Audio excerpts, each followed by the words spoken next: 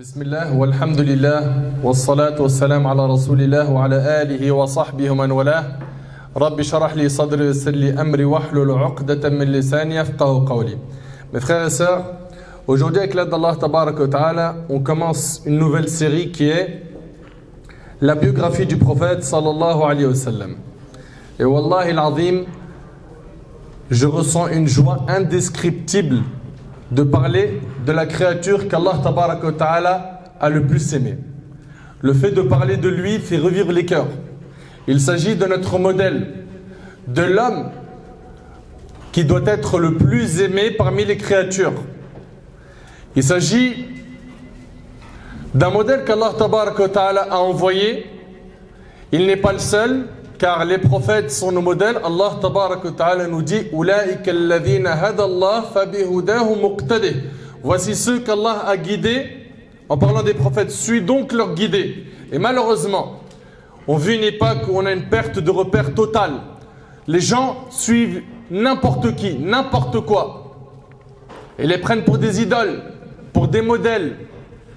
Et ils ne connaissent rien du prophète sallallahu alayhi wa sallam. Alors, les buts pour lesquels on va étudier ensemble la biographie du prophète sallallahu alayhi wa sallam sont les suivants. 1. Comprendre la personnalité du prophète sallallahu alayhi wa sallam. Comprendre la personnalité du prophète sallallahu alayhi wa sallam. Et puis, comme il n'y a pas que ce point, il y a également avoir un excellent modèle à suivre et surtout faire naître dans le cœur une réelle mahabba, un réel amour pour le prophète sallallahu alayhi wa sallam. Donc je vous demande, Inch'Allah, de retenir ces 3 points. Les objectifs, les buts qu'on va essayer d'atteindre par l'apprentissage de la biographie du prophète sallallahu alayhi wa sallam sont les suivants. 1. Comprendre la personnalité du prophète sallallahu alayhi wa sallam. Wallahi mon frère ainsi que toi ma sœur, quand tu comprends la personnalité du prophète sallallahu alayhi wa sallam et que toi qui as un caractère haineux, tu es quelqu'un de rancunier, tu es quelqu'un qui ne sait pas pardonner, tu es quelqu'un qui s'arrête sur chaque erreur, tu es quelqu'un d'orgueilleux, tu es quelqu'un qui parle que en disant moi, tu te crois le centre du monde. Eh bien, quand on connaît le prophète sallallahu alayhi wa sallam, tout de suite, on sait que le comportement qu'on a, il n'est pas bon. Et on sait comment le corriger. Et il nous a tout enseigné, sallallahu alayhi wa sallam. Comprendre la personnalité du prophète sallallahu alayhi wa sallam, ce premier point va être abordé par mon bien-aimé Redouane. Puis, avoir un excellent modèle à suivre, ça sera, Inch'Allah, à mon tour d'intervenir sur ce point. Je vous demande d'être très attentif. Jazakumullah khayr. Alhamdulillahi Rabbil Alamin, hamdan kathiran tayyiban tahiran mubarakan fih. Allahumma salli wa sallim wa zid wa barik ala sayyidina wa habibina wa nabiyyina Muhammadin wa ala alihi wa sahbihi ajma'in. Avant de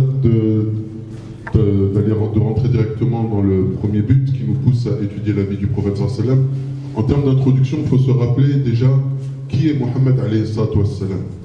C'est un homme dont chacun d'entre nous témoignons à plusieurs reprises, chaque jour, qu'il est le messager d'Allah. Et vous vous rendez compte qu'avant de témoigner d'une chose, d'attester d'une chose, on doit en avoir une certitude. On ne peut pas attester d'une chose ou témoigner d'une chose alors qu'on n'en est pas sûr, qu'on en doute. Et nous, à longueur de journée, qu'est-ce qu'on dit? Ashhadu anna Muhammadan Rasulullah. Et juste ça, juste le simple fait qu'on répète cette formule constamment, ça nous montre l'importance de savoir qui est cette personne auquel j'atteste à longueur de journée qu'il est le messager d'Allah. Parce que ce n'est pas n'importe quoi cette place, être le messager d'Allah, le sceau de la prophétie. Allah Tabaraka wa Ta'ala a attribué la dernière mission prophétique à cet homme-là, Muhammad ibn Abdillah, qui il est réellement. Et c'est à travers justement l'étude de sa biographie qu'on va essayer justement de le comprendre. Et à chaque fois que j'atteste de ça, à chaque fois que je dirai Muhammadun Rasulullah, je sais très bien de qui je parle, que ce n'est pas un inconnu. Regardez dans n'importe quel pays musulman, regardez dans n'importe quelle mosquée, même en termes non musulmans. Il peut y avoir un président, un roi, un tyran. Lorsqu'on fera l'adhan, c'est le nom de Muhammad qu'on répétera. C'est pas le nom du président, c'est pas le nom du roi, c'est pas le nom de ton père ou de ton grand-père, même si c'est l'homme le plus riche de la terre. On dira toujours que ce sera toujours le prénom de Muhammad alayhi salatu wassalam qui sera proclamé à haute voix par le muaddin lorsqu'ils voudront nous avertir que l'heure de la prière est rentré. Et regardez à quel point c'est énorme. Il n'y a pas un instant sur terre, il n'y a pas une seconde qui passe sur terre, sur la surface de la terre, sans qu'il y ait une prière qui est faite, qui est accomplie. Sans qu'on fasse l'appel à la prière. Et qu'est-ce qu'on répète à chaque fois? Ashhadu anna Muhammadan Rasulullah. À chaque instant sur la terre, à chaque instant, on est en train de témoigner que Muhammad est le messager d'Allah. Alors qui est Muhammad? Qui est Muhammad ibn Abdillah? Qui est cet homme, d'accord, si béni, si grand auprès d'Allah tabaraka wa ta'ala, celui qui est enterré à quelques dizaines de mètres de nous? Je ne sais pas si vous vous rendez compte, on vous l'a dit tout à l'heure, la parcelle de terre la plus bénie sur la surface de la terre et dans l'univers, c'est la parcelle de terre dans laquelle repose Muhammad alayhi salatu wassalam. Alors, bien sûr, étudier sa vie, c'est une importance. Certains savants vont jusque dire que c'est une obligation qui incombe à chaque musulman et musulmane de connaître la vie du prophète sallallahu alayhi wa sallam. Pourquoi? Parce que le prophète sallallahu alayhi wa sallam, c'est un modèle et c'est l'islam en personne. C'est la meilleure application du Coran, c'est la meilleure application des lois divines, c'est la meilleure application de tout ce que à quoi nous appelle notre religion. Et pour comprendre notre religion, connaître notre religion, on a besoin de ce modèle. Et pour comprendre et connaître ce modèle, on doit étudier sa vie. Donc ça devient une obligation. Ça devient une obligation. Et la vie du prophète sallallahu alayhi wa sallam, elle est tellement marquante, elle est tellement touchante qu'elle apaise les cœurs. Certains mufassirs disent que dans la parole d'Allah, quand Allah tabaraka wa ta'ala nous dit « Ala bi dhikrillahi tatma'innul qulub », n'est-ce pas par le rappel d'Allah que les cœurs s'attendrissent? Certains disent c'est le fait justement de se rappeler de l'exemple du prophète alayhi salatu wassalam. Et on espère et on implore Allah tabaraka wa ta'ala à travers cette série, bien sûr, qu'il fasse grandir cet amour, cette connaissance du prophète sallallahu alayhi wa sallam et qu'il accepte de nous. Alors quels sont pourquoi devons-nous étudier la vie du prophète sallallahu alayhi wa sallam? Mon frère Nader en a cité 3, d'accord? La première chose, c'est comprendre la personnalité du prophète Mohammed sallallahu alayhi wa sallam. Alors là, on va prendre Mohammed, mais on ne va pas le mettre du côté messager. On va prendre l'être humain. L'être humain. Mohammed n'est pas un ange, alayhi salatu wassalam. Ce n'est pas une création, c'est pas une créature à part. C'est-à-dire qu'Allah ne l'a pas créé différent de nous. Non, c'est un être humain. Il a eu un papa, il a eu une maman, il était comme nous, il avait besoin de se reposer, manger, boire. D'accord? Ce n'était pas le fils de Dieu, pas du tout. D'accord? C'était un être humain. Mais il avait une personnalité hors du commun. Et ça, encore une fois, on met de côté, cette foi qui nous pousse justement à admettre cela. Lorsqu'on observe juste certains écrits, certains livres, certaines études de non-musulmans, ils restent tous bouche bée devant cette personne. Lorsque cet auteur avait classé les 100 personnalités qui avaient marqué l'histoire de l'humanité, pourtant cette personne n'est pas musulmane, elle n'a pas pu placer une autre personne en première position si ce n'est le prophète de l'islam, alayhi salatu wassalam.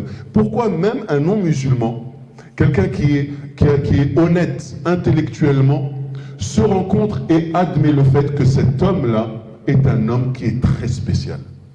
Et ça, c'est quoi? C'est l'admiration des non-musulmans pour qui? Pour Mohammed ibn Abdillah. Alors que doit-il en être de nous? Est-ce qu'on a cette admiration? Mais comment on peut l'avoir alors qu'on ne connaît même pas sa vie?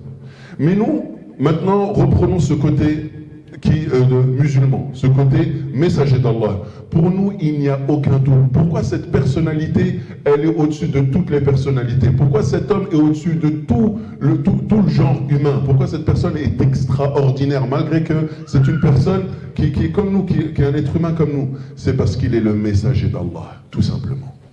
Et ça répond à cette question. C'est que nous, croyants, lorsqu'on voit cette vie-là et lorsqu'on voit l'admiration que les gens ont pour lui, nous, on connaît la réponse. C'est quoi? C'est parce qu'il est assisté par Allah, tabaraka wa ta'ala. Il avait tawfiq min Allah, tabaraka wa ta'ala. Il avait cette assistance divine. Cette assistance divine qui lui a permis, alayhi salatu wassalam, à travers ses efforts, à travers son travail, à travers ses sacrifices, etc., qui a pu justement permettre au prophète sallallahu alayhi wa sallam de réaliser une chose qui est incroyable. Il a changé le cours de l'histoire. Il faut vous rendre compte de ça. L'humanité a changé depuis l'arrivée de Mohammed alayhi salatu wassalam. Et dans tous les aspects de la vie. Regardez à chaque fois lorsqu'on parle des sciences, etc., et qu'on parle justement de cette époque où les musulmans étaient connus, étaient des références dans les sciences comme la biologie, comme l'astronomie, etc. Mais d'où est venu tout ça? Tout ça, c'est venu de l'enseignement de cet homme, alayhi salatu wassalam. Donc l'arrivée de cet homme et cette mission a changé, et ça on peut le dire sans exagération. Il a changé le cours de l'histoire, il a changé le cours de l'humanité. Et ça, c'est quoi, encore une fois, le fruit du sacrifice et du travail du prophète, sallallahu alayhi wa sallam. Donc la personnalité du prophète, oui, de voir que c'était un génie. C'était un génie humain. C'était vraiment une personne hors du commun. Mais pourquoi? Parce qu'en plus d'être une personne très intelligente, c'était une personne qui avait l'assistance divine qui lui a permis justement d'arriver jusqu'au bout de sa mission. Le deuxième point, d'avoir un excellent modèle à suivre. Alors nous, en tant que musulmans, tout être humain, il a besoin d'un modèle. Malheureusement, il nous l'a dit Nader en termes d'introduction, nos modèles sont quoi? Voilà, c'est un peu n'importe quoi. Aujourd'hui, certains prennent comme modèle des sportifs, des acteurs, des chanteurs, etc. Nous, en tant que musulmans, on sait qu'on a une mission sur Terre. On sait qu'on a une mission sur Terre. Aussi bien cette mission, bien sûr, c'est de travailler cette relation entre Allah et nous, tabaraka wa ta'ala, qu'il y ait une relation vraiment intime entre notre Seigneur et nous. Mais on a aussi une mission sur la surface de la Terre, transmettre le khayr, échanger le mal par le bien, etc., etc. Mais toute personne a besoin d'un modèle. On a tous besoin d'un modèle. Pour vous dire, même le prophète sallam lui-même avait besoin d'un modèle, et c'est le verset qu'a récité Nader tout à l'heure. Allah tabaraka wa ta'ala, lorsqu'il s'adresse au prophète sallam, il donne des exemples de prophètes. Il donne plusieurs exemples de prophètes. Ensuite, il dit Ulaïka alladhina hadallah fabihudahu muqtadih. Voici ceux qu'Allah a guidés, alors inspire-toi, imprègne-toi de leur guider. Prends exemple sur leur guidée. Même le prophète sallam, Allah lui donne comme exemple les autres prophètes, comme modèle. Et nous, qui est notre modèle? Le modèle par excellence, c'est Muhammad ibn Abdillah, alayhi salatu wassalam. C'est lui notre modèle. C'est lui notre modèle. Et comment voulez-vous qu'on soit de bons musulmans, de bons croyants, si on ne prend pas le modèle par excellence qui est Muhammad alayhi salatu wassalam? Le modèle, c'est pas l'imam.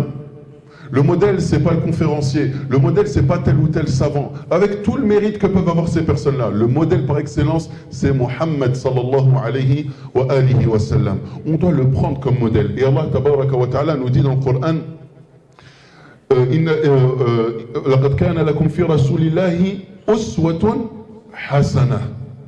Le prophète Allah tabaraka wa ta'ala lui-même nous dit dans le Coran, dans Sourate Al-Ahzab, vous avez en la personne du messager le meilleur des exemples. Le meilleur des exemples. Et cet exemple, c'est quoi? C'est parce qu'il faut qu'on le suive, qu'on s'en imprègne. Et on le voit à travers la vie des compagnons, comment ils se sont imprégnés justement de l'exemple du prophète sallallahu alayhi wa sallam, jusqu'à ce que certains faisaient même des choses qui pouvaient paraître, dans l'absolu, lorsqu'on les observait, qui pouvaient paraître complètement fous. Ils faisaient certaines choses, ils passaient à tel endroit, ils baissaient leur tête, parce qu'à une époque, ici, il y avait un arbre, que le prophète sallallahu alayhi wa sallam est passé, et il a baissé sa tête, tellement il s'imprégnaient de son exemple. C'était vraiment exagéré, mais ça, c'était plus que la prise d'exemple, c'était l'amour qui les poussait à faire ce genre de choses-là. Mais nous, en tant que croyants, dans notre comportement au quotidien, dans notre relationnel avec les gens, dans notre manière d'adorer, dans notre croyance, etc. L'exemple par absolu, c'est Muhammad sallallahu alayhi wa sallam. Et ça, c'est une deuxième bonne raison, parmi les raisons qui doivent pousser chaque croyant et chaque croyante à étudier la vie du prophète sallallahu alayhi wa sallam. Pareil pour le tafsir. Vous savez très bien, Allah tabaraka wa ta'ala a révélé une parole. Cette parole l'a révélée sur le prophète sallallahu alayhi wa sallam. Qui peut la comprendre mieux que lui? Qui peut la mettre en pratique mieux que lui? Au point où Aïcha radiallahu anha disait quoi? Kana khuluquhu al-Qur'an. Son comportement, c'était le Qur'an. Il mettait le Qur'an en pratique au quotidien, dans sa vie. C'était le Qur'an. Et nous, on est censé quoi? Comprendre le Qur'an, méditer le Qur'an, mettre en application le Qur'an. Alors comment faire si on ne comprend pas tout ça? À travers l'exemple du prophète sallallahu alayhi wa sallam. On a dit, première raison qui doit nous pousser à étudier, c'est se rendre compte que cette personne-là, c'est une personne extraordinaire. Deuxième chose, c'est notre modèle. Notre modèle, on se doit de connaître tout sur lui. Troisième point, c'est l'amour que l'on doit avoir pour le prophète sallallahu alayhi wa sallam. Ce dernier va naître par l'apprentissage de la biographie du prophète sallam. On a dit que, on apprend la biographie du prophète sallam pour comprendre la personnalité du prophète sallam. 2, c'est pour avoir un réel modèle en face de nous. 3, et ce point-là, on va s'attarder dessus, quitte à finir la conférence sur ce point, c'est la naissance de l'amour du prophète sallam dans notre cœur. Plus tu apprends à connaître le prophète sallam, plus tu l'aimes.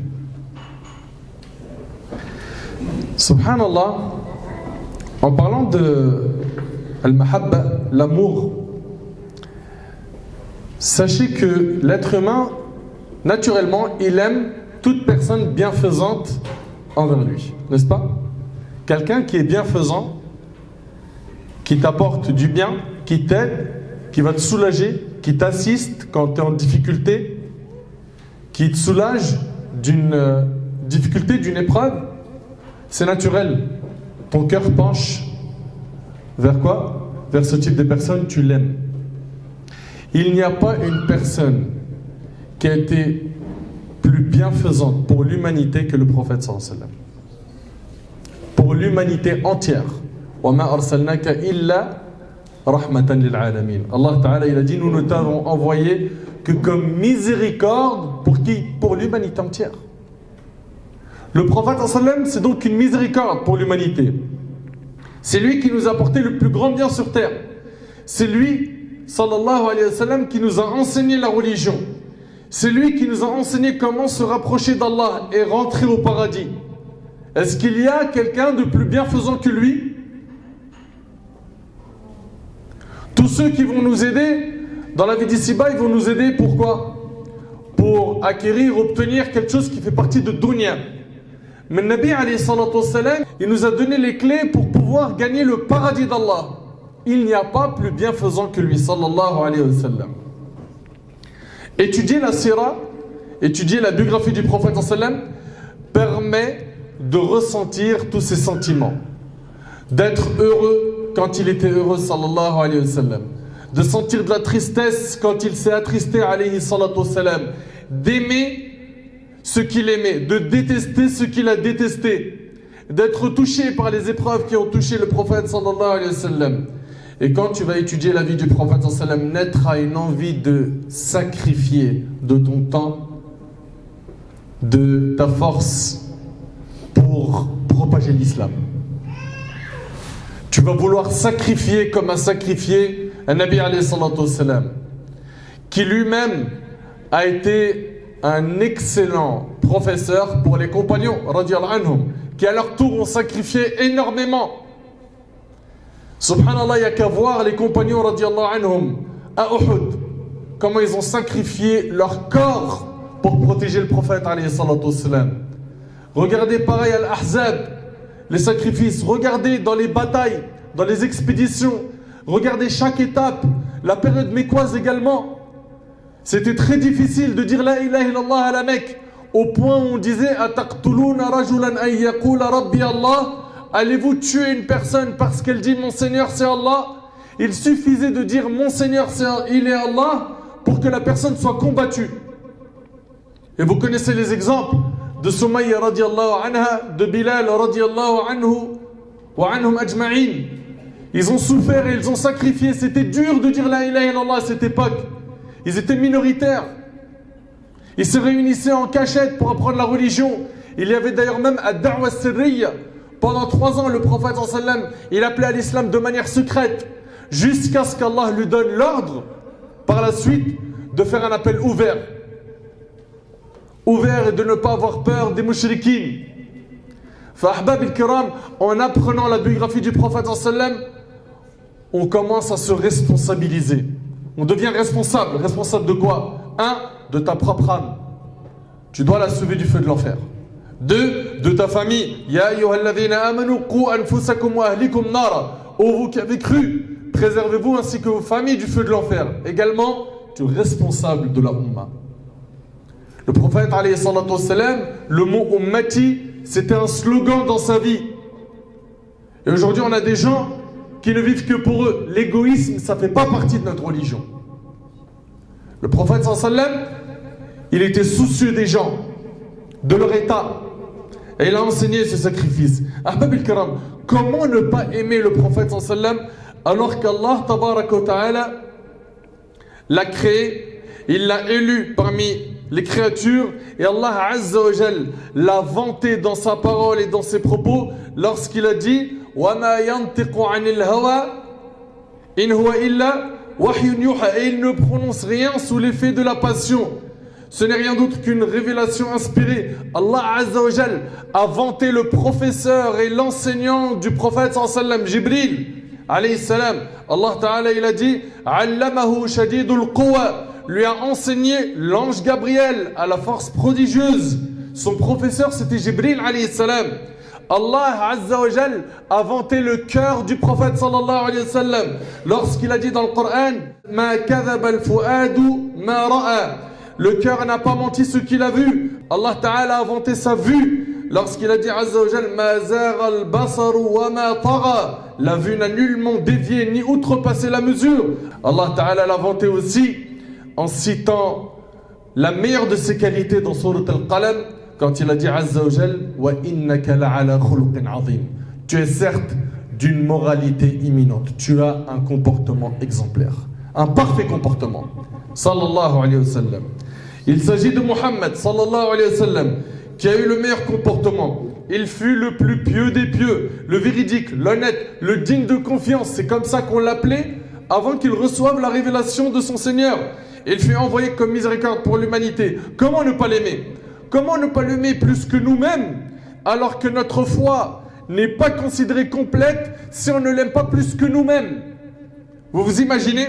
Dans le hadith de Anas qui est rapporté par Bukhari et Muslim, le prophète sallallahu alayhi wa sallam a dit nul d'entre vous n'aura la foi complète, ne sera un véritable croyant tant que je ne serai pour lui plus aimé que ses enfants. Et là je m'adresse à ceux qui ont des enfants en bas âge, des bébés. Vous avez vu l'amour que vous portez pour eux? Eux qui sont innocents, qui ne parlent qu'avec des larmes, qu'avec des pleurs ou avec des mots qu'on ne comprend pas trop. Vous avez vu comment vous les aimez? Vous n'aurez la foi complète que quand vous aimerez le prophète sallallahu plus que votre enfant. Plus que ce nourrisson, ce bébé que tu aimes, ma sœur.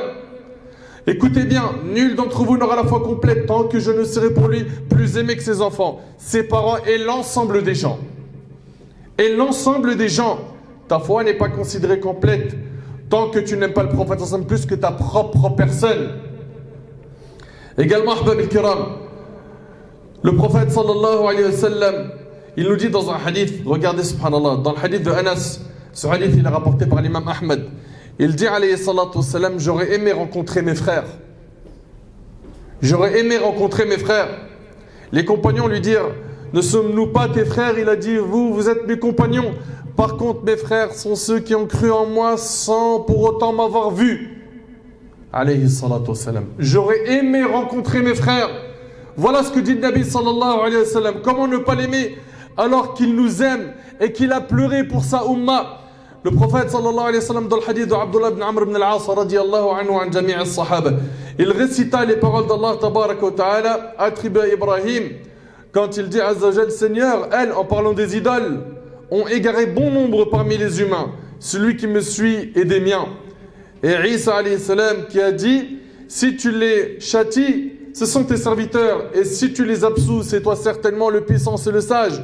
Le prophète sallallahu alayhi wa sallam leva les mains au ciel et il a dit, Seigneur Allah, ummati, ummati, ma communauté, ma communauté. Et il pleura. Et il a pleuré alayhi salatu wassalam. Vous vous imaginez un peu c'était quoi son ham? C'était quoi son souci? Aujourd'hui, nous, notre souci, c'est de remplir le frigo. C'est que nos enfants ils soient bien habillés. C'est ce que je vais pouvoir partir en vacances ou pas. Nos soucis, c'est comment gagner plus d'argent, comment faire beaucoup d'argent.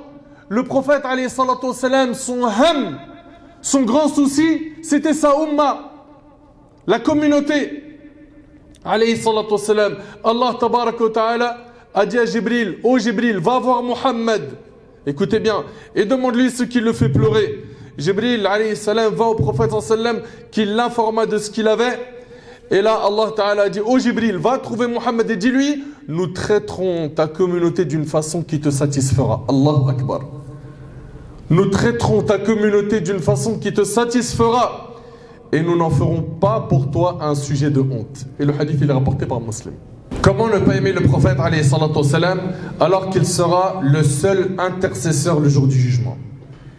il va intercéder pour la Ummah. Subhanallah, les gens se dirigeront vers les prophètes.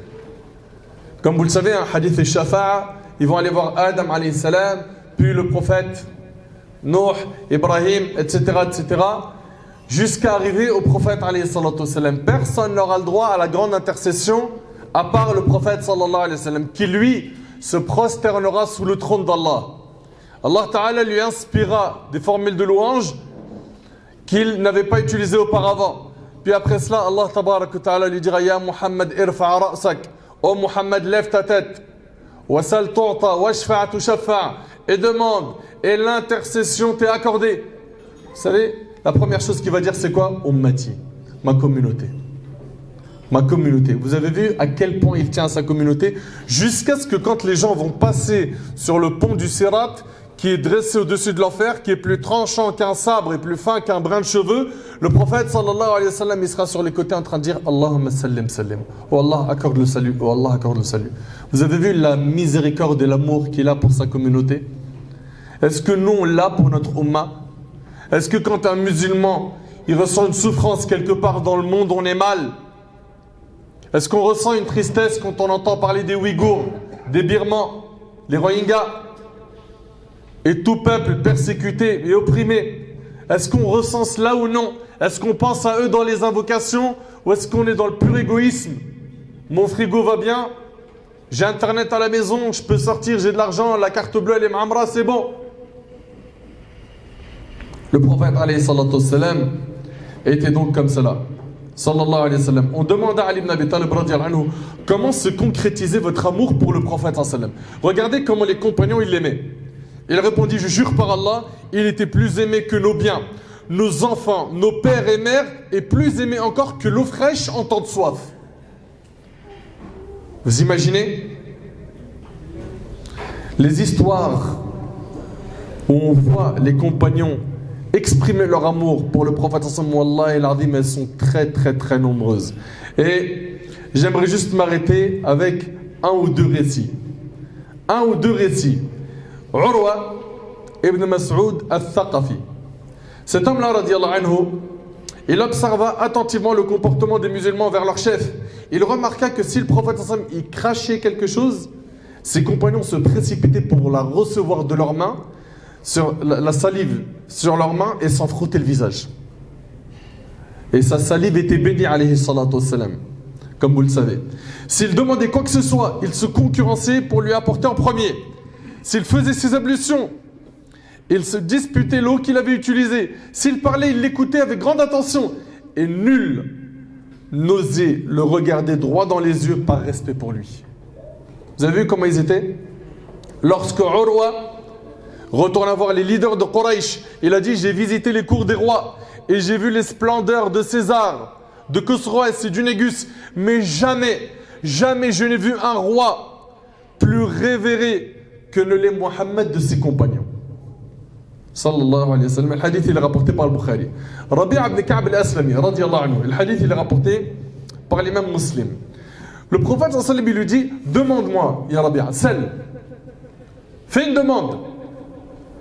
Imagine le prophète sallallahu alayhi wa sallam, tu te retrouves devant lui, il te dit: t'as une demande, fais-la, j'invoque Allah pour toi. Réfléchis tout de suite. Tu demanderais quoi? Un logement? J'ai pas envie de passer par un crédit bancaire, s'il te plaît. Une villa avec piscine. L'autre, je veux me marier. Mes diplômes, mes études, ceci, cela. Le prophète sallallahu alayhi wa sallam, il demande ça à Rabi'a. Et Rabi'a, il lui dit, écoutez la réponse. Il lui dit: je te demande une chose, c'est d'être ton compagnon au paradis. Et là, le prophète sallallahu alayhi wa sallam, il lui dit: y a-t-il autre chose? Je pense que beaucoup d'entre nous ont pensé au paradis. Ouais, je demande tout de suite le paradis, moi je ne vais pas demander quelque chose de dunya. Et là, il lui dit: y a-t-il autre chose? Maintenant, est-ce que tu veux autre chose? Il lui dit: non, il n'y a que ça. Allahu Akbar. T'imagines si toi, tu avais eu la première dua sur le Jannah et tu as une possibilité d'en avoir une deuxième. Là, tu profites. J'aimerais vivre bien, ya Rasulallah. J'aimerais ceci, j'aimerais cela. Non. As-Sahaba, radouanallah alayhim, c'était le paradis et être avec le prophète sallallahu alayhi wa sallam fil Jannah. Vous imaginez un petit peu comment ils étaient? Et là, il lui a dit, fais-moi la promesse d'être assidu aux prosternations, c'est-à-dire multiplie les prières surrogatoires. C'est de cette manière que tu obtiendras ce que tu as demandé. Comment ne pas aimer le prophète sallam alors que les pierres, les roches, les arbres ont considéré le Nabi sallallahu alayhi wa sallam? Subhanallah, combien on a de textes. L'imam Tirmidhi rahimahullah, il rapporte, Ali ibn Abi Talib radiyallahu anhu, il dit, j'avais l'habitude d'accompagner le prophète sallam partout où il allait à la Mecque. Un jour, nous partîmes dans l'une des régions de la Mecque et chaque fois que nous passions près d'un arbre ou d'un rocher, il saluait le prophète en lui disant que le salut soit sur toi, ô messager d'Allah. Vous imaginez? Ali radiyallahu anhu, il dit que quand il passait près d'un arbre ou un rocher, il saluait le prophète alayhi salatu wassalam. Le prophète sallam, à l'époque, avant qu'il monte sur le mimbar, connaissez le mimbar, là où se tient l'imam le vendredi, les 3 marches d'escalier, avant qu'il monte sur un mimbar, il se tenait sur un tronc de palmier. Et c'est comme ça qu'il faisait sa khutbah, le discours. Et puis, un homme, un jour, proposa qu'on lui construise un mimbar où il se tiendrait pour faire le sermon. Le prophète sallam accepta. Quand la chaire fut installée et que le vendredi est arrivé, le prophète sallam il est monté sur le mimbar alors que le tronc de palmier était à ses côtés. Et là, ils ont entendu un gémissement de douleur pour la séparation du prophète sallam de la part du palmier. Le palmier a pleuré. Pourquoi? Pour le prophète alayhi salatu wassalam. Le bois a aimé le Nabi alayhi salatu wassalam. Vous imaginez un petit peu? Le prophète sallam a couru vers lui et passa la main sur le tronc qui se calma. Ce miracle est véhiculé par un grand nombre de témoins parmi les compagnons. À titre d'exemple, Ubay, Jabir ibn Abdullah, Anas, Abdullah ibn Omar, Abdullah ibn Abbas et d'autres. Fahbab al-Kiram, comment ne pas aimer le prophète sallam après tout ce qu'on a entendu? Wallahi, on peut en parler très longtemps de l'amour du prophète alayhi salatu wassalam. Mais je vais laisser, Inch'Allah, mon frère Redouane continuer sur l'amour du prophète sallam. Vous savez, Al-Hassan al-Basri, il a dit, le signe d'une personne qui aime Allah est le suivi de la sunna du messager d'Allah. Parce que maintenant que tu me dis que tu l'aimes, est-ce que tu le suis? Est-ce que tu suis la sunna du prophète sallam? Et quand on parle du suivi de la sunna, il y en a, ils pensent qu'on vise que l'extérieur. Ils portent la barbe, ils portent le qamis, la sœur, mashallah, elle a le hijab al-shari, et khalas, ils se sont arrêtés là. Non, mon frère. La sunna, c'est un ensemble. C'est al-batin wa al-zahir. C'est l'intérieur et l'extérieur. Et surtout le travail que tu dois faire sur ton cœur. Il y a des gens, mashallah, ils ont une belle apparence, mais ils ont un cœur qui est empoisonné, un cœur malade. Et quand on va étudier ensemble la vie du prophète, on va voir à quel point il était bon, il avait de la rahma. C'était quelqu'un d'honnête, de juste. Alayhi salatu wassalam. Ahbab al-kiram, toute personne qui prétend aimer Allah et qui ne se conforme pas à ses ordres, sa prétention est nulle. Et ça, c'est Abu Yaqub al-Nahrajuri rahimallah qui a dit cela. Et toute personne qui aime Allah et ne le craint pas est dans l'illusion totale. Fahbab al-Kiram, aimer le prophète, ce n'est pas une option. Et ça fait changer la vie. Et je vais laisser mon frère Redouane, Inch'Allah, continuer sur ce point. Alhamdulillahi Rabbil Alamin. Wassalatu wassalam ala Sayyidina Muhammad wa ala alihi wa sahbihi ajma'in. Comme vous pouvez le voir, on s'attarde énormément sur l'amour du prophète sallallahu alayhi wa sallam. Déjà, on parle d'amour. Est-ce que déjà on est tous d'accord sur ce sentiment? Est-ce qu'on s'accorde là-dessus? Qu'est-ce que ça veut dire l'amour? Est-ce que ça veut dire je l'aime bien? J'aime bien ceci, j'aime bien cela? Non, c'est pas ça. Quand on parle de l'amour, on parle d'un amour sincère. Cet amour qu'on exprime pour ceux qui nous sont les plus chers autour de nous, que ce soit nos parents, nos enfants, nos proches, etc. Vraiment un amour avec un A majuscule. L'amour qui fait que cette personne-là t'aime être en sa compagnie. Cet amour qui fait que cette personne-là, tu aimes parler d'elle. Tu aimes entendre parler d'elle. Cet amour qui fait que cette personne-là, elle te manque plus que tout. On parle de ça, c'est vraiment un sentiment. C'est un sentiment. Comme on l'a dit, ce n'est pas une prétention. Ce n'est pas une prétention. Celui qui prétend juste d'aimer, c'est une chose.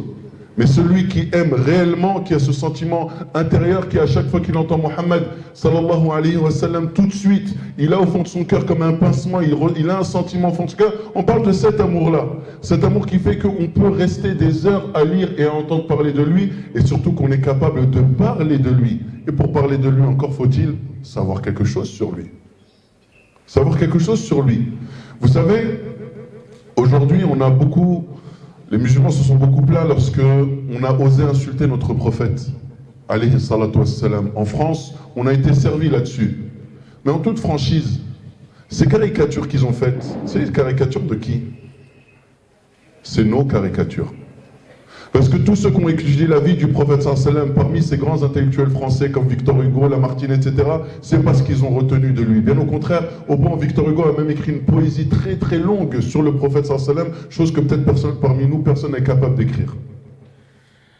Ils ont caricaturé que nos personnes.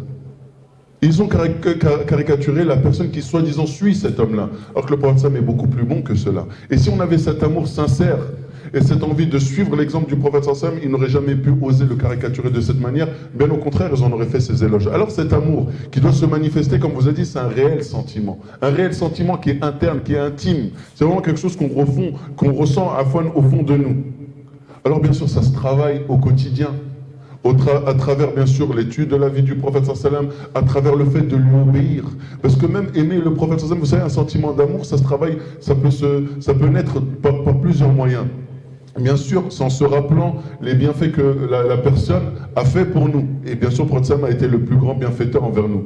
Mais ça peut être aussi sur quoi? Quand il y a des choses qui font qu'on aime une personne, c'est parce qu'on la trouve belle. Il y a certaines personnes qui vont aimer une personne parce qu'elles la trouvent belle. Et le prophète sallallahu alayhi wa sallam était la plus belle des créatures. Lorsqu'on a les descriptions, et d'ailleurs je vous pose la question, si quelqu'un, qui parmi nous, franchement, en toute franchise, qui serait capable de le décrire tel qu'il est?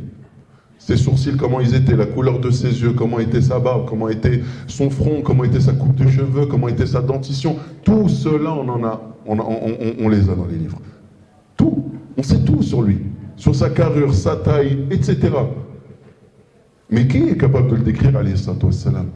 Alors que c'était la personne la plus belle. Les gens, ils la voyaient, comme certains compagnons disaient, j'ai croisé une fois le prophète sallallahu alayhi wa sallam durant une nuit de pleine lune, je regardais la lune, je regardais le prophète sallallahu alayhi wa sallam, je regardais la lune, je regardais le prophète sallallahu alayhi wa sallam. Il dit, par Allah, le visage du prophète sallallahu alayhi wa sallam était beaucoup plus beau que la lune. Alayhi salatu wassalam. C'était un vrai amour, c'était sincère, c'était vraiment des sentiments au fond. Et maintenant, ce sentiment-là, pour être honnête, bien sûr, ce n'est pas juste de la prétention, il doit y avoir un suivi. Il doit y avoir un suivi, l'obéir, etc., le suivre, prendre sa sunna, prendre ce comportement, être tel qu'il était, avoir le souci qu'il avait, etc. Et maintenant, quel en sera le résultat de tout ça? Quel sera le résultat de celui qui aimera le prophète sallallahu alayhi wa sallam en toute sincérité? Eh bien, Anas, il nous raconte, il nous dit un jour, un homme est rentré à la mosquée. Et il est rentré, il a interpellé le prophète sallallahu alayhi wa sallam devant tout le monde juste avant la prière. Il dit, Ya Rasulallah, mata sa'a. Oh, message d'Allah, c'est quand la fin du monde? Et le prophète ne lui a pas répondu. Il ne lui a pas répondu. Puis, ils ont accompli la prière obligatoire, et à la fin de salat, le prophète s'est retourné, il a dit, où est cette personne qui m'a questionné tout à l'heure? Et la personne, elle vient, elle dit, c'est moi. Il dit, mais qu'est-ce que tu as préparé pour elle? Tu demandes, tu veux savoir quand est-ce que c'est la fin du monde. Et ça, c'est une réponse aussi à toutes ces personnes qui sont en train d'analyser chaque fait et geste qui se passe dans la météo, dans ceci, cela. Ah, c'est bientôt la fin du monde. Et alors, même si c'est demain, même si c'est après-demain, même si c'est dans 100 000 ans, toi, ta fin du monde, c'est le jour où on t'enterrera. D'accord? Rappelez-vous de cela. Et là, le prophète lui dit, mais qu'est-ce que tu as préparé pour elle? Tu veux savoir c'est quand, mais concrètement, qu'est-ce que tu as préparé? Il dit, Ya Rasulallah, en termes de prière, à part les prières obligatoires, j'ai pas fait grand-chose. À part les aumônes obligatoires, j'ai pas fait grand-chose. À part les jeûnes obligatoires, j'ai pas fait grand-chose. Voilà, je n'ai pas multiplié. Mais par contre, j'aime Allah et son messager. Et là, le prophète sallallahu alayhi wa sallam, il dit, Al-mar ma'a man ahab. La personne sera ressuscitée le jour du jugement dernier avec celui qu'elle aime. C'est tout. Maintenant, je vous pose la question, vous aimez qui? Vous aimez un joueur de foot? Vous voulez être ressuscité avec lui, Yom al-Qiyamah? Vous aimez une star de la chanson, un rappeur, vous voulez être ressuscité avec lui, Yom al-Qiyamah? Maintenant, c'est à vous de choisir. Pour ça, il dit Al-mar man ahab. Vous savez ce qu'il dit? Anas radiallahu anhu, il a dit Wallahi que ça a été le plus beau jour de notre vie. Quand on a entendu cette parole-là, il a dit ça a été le jour le plus beau de notre vie. Et je le témoigne, wallahi, que j'aime Allah et son messager. Et j'aime Abu Bakr et j'aime Omar. Et j'espère tant être réuni avec eux au paradis, le jour du jugement dernier et au paradis. Maintenant, je vous pose la question. Tout à l'heure, on parlait de Prophète Sallam, il demande à un compagnon, qu'est-ce que tu désires? Il y a Nusayba, Imara, on verra demain la bataille de Uhud. Le prophète Sallam, il dit, lorsque tout le monde a commencé à fuir le champ de bataille, que le prophète Sallam s'est retrouvé à découvert face aux idolâtres. Il trouve Nusayba, une femme qui prend une épée et qui est en train de défendre le prophète Sallam. Imara, il dit, je regarde sur ma droite, je trouve Imara qui est en train de défendre. Et je regarde à gauche, je la trouve, elle me défendre. Il dit, à la fin de la bataille, quand je la vois et tout, dans quel état elle était épuisée et blessée, il a dit, mais qui peut supporter ce que tu as fait, ya Imara? Demande-moi ce que tu veux. Demande-moi ce que tu veux. Je demanderai à Allah de te l'accorder. Vous savez ce qu'elle a demandé? As'aluka rifqatak fil jannah. Je te demande juste d'être à côté de toi au paradis, c'est tout ce que je veux. Et nous, on veut quoi? Qu'est-ce qu'on veut, franchement? Si on ne se réconcilie pas avec lui, si on ne répare pas nos cœurs sont malades. Faut dire ce qu'il en est. Nos cœurs sont malades, on ne ressent plus rien. Les gens souffrent dans le monde, on ne ressent plus rien. On peut ne pas se lever faire salat, on ne ressent plus rien. On peut mettre en avant l'argent, le travail, et on vend notre religion, on ne ressent plus rien. Alors quand est-ce qu'on va réveiller nos cœurs? Et wallahi que si vous voulez avoir un cœur doux, un cœur ramolli, un cœur qui soit assoupli, un cœur qui craigne, ça passe par l'amour d'Allah et l'amour du prophète, alayhi salatu wassalam, wallahu a'lam. Barakallahu fika khair Ridwan. Donc, Ahbab al-Kiram, on a parlé aujourd'hui de 3 points. Et comme on dit, Khayrul kalam ma qalla wa dal. Les meilleures paroles, c'est celles qui sont courtes et concises. On peut commencer aujourd'hui l'introduction de la Sira, c'est-à-dire parler de l'Asr al-Jahili, l'époque pré-islamique. On peut commencer à aborder tout cela, mais on va plutôt préférer s'arrêter maintenant. S'arrêter maintenant pour une raison qui est très simple. J'aimerais que ces 3 points-là résonnent dans vos têtes. 3 points, les objectifs de la Sira. 1, c'est comprendre la personnalité du prophète sallam. 2, c'est suivre l'exemple du prophète sallam. 3, faire naître un réel amour dans notre cœur qui va nous changer, va nous réformer. Et combien de personnes étaient loin d'Allah tabaraka wa ta'ala, ils ont commencé à apprendre la religion, à apprendre, et ils sont devenus aujourd'hui des très bonnes personnes. Et ça passe par talabul ilm, l'apprentissage de la religion. Et on est en train de parler là de la sira, mais c'est une parmi les sciences de notre religion. Il y en a plusieurs. Et plus tu vas apprendre, plus tu vas augmenter en taqwa, en piété. Il ne faut pas oublier que l'objectif du croyant sur terre, c'est de quoi? De présenter à Allah yawm al-qiyamah un cœur saint. Yawma la yanfa'u malun wa la banun illa man ata Allah biqalbin salim. Le jour où ni les biens ni la famille ne seront d'aucune utilité sauf celui qui se présente à Allah avec un cœur saint. Un cœur saint. Et le prophète, quand il parle de taqwa, et quand on voit plein de versets qui parlent de taqwa, wattaqun ya ulil albab, wattaqin Allah, c'est aussi l'ordre qui est donné aux femmes du prophète sallam. Ya ayyuhan nabi ittaqillah, ô prophète, crains Allah, n'est-ce pas? Le prophète sallam dans le hadith de l'Irbad ibn Sariya, également il dit quoi? Il donne l'ordre de quoi? De craindre Allah. On lui demande, Awsini, fais-moi une recommandation, ittaqillah, crains Allah. Et le prophète sallam dans un hadith, il fait le lien entre le taqwa et le cœur. Il dit at-taqwa hahuna. Il dit la piété elle se trouve ici. Donc si nous on doit à tout prix être des pieux, et c'est quoi être un pieux rapidement? At-taqwa c'est faire al-ma'mur wa tark al-mahdhur, faire ce qui est obligatoire, délaisser ce qui est interdit. Quelqu'un qui arrive à ça, c'est un pieux, c'est une pieuse. Et pour ça, il faut que tu comprennes que taqwa ça se trouve là-dedans. Le prophète il a dit at-taqwa hahuna, la piété se trouve ici. Et il a montré du doigt le cœur. Donc il y a un grand travail à faire sur notre cœur, ahbab al-kiram. Pour le réformer ce cœur, Wallah, il faut que tu passes par l'apprentissage de la religion. Tu restes comme ça, jahl, tu t'écartes de l'apprentissage, tu ne lis rien, tu n'apprends rien, tu te contentes de 3-4 vidéos que tu survoles sur YouTube ou sur Facebook ou sur Insta et tu dis j'apprends la religion. Non, ce n'est pas de l'apprentissage là. Tu es en train de te mettre des piqûres de rappel. C'est important, mais pour apprendre, il te faut un cursus, il te faut un professeur, il te faut un cheikh. Tu vas t'asseoir et pendant longtemps, tu vas patienter, tu vas apprendre, tu vas réviser. Et plus tu vas apprendre, plus tu vas évoluer spirituellement. Et si ce n'est pas le cas, sache que cette science pour toi, elle ne t'est pas utile. Et ça sera un argument contre toi Yawm al-Qiyamah et non un argument pour toi. Qu'Allah tabarak wa ta'ala nous réforme, qu'Allah Azza wa Jalla il améliore notre situation, qu'Allah subhanahu wa ta'ala il nous facilite de nous réconcilier avec notre histoire, de nous repentir, d'être de meilleurs musulmans. أسأل الله سبحانه وتعالى أن ينفعني بما قلت وينفعكم بما سمعتم. هذا ما أعلم والله عز وجل أعلى وأعلم. سبحانك اللهم وبحمدك أشهد أن لا إله إلا أنت أستغفرك وأتوب إليك. بارك الله فيكم.